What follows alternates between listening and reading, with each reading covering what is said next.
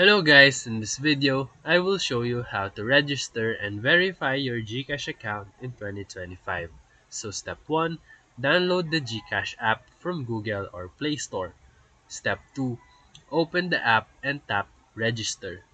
Step 3, enter your mobile number and wait for the OTP to verify it. Step 4, fill in your personal details like name, birthday, and address. Step 5, set a secure 4-digit MPIN for app login.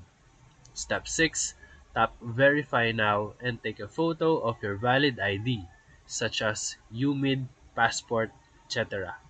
Step 7, take a selfie for facial verification and submit the form. Once approved, you will have a full access to GCash services including send money, pay bills, and GSave. So if this video helped you, feel free to like and subscribe for more quick tutorials, reviews, and comparison videos. Thank you for watching.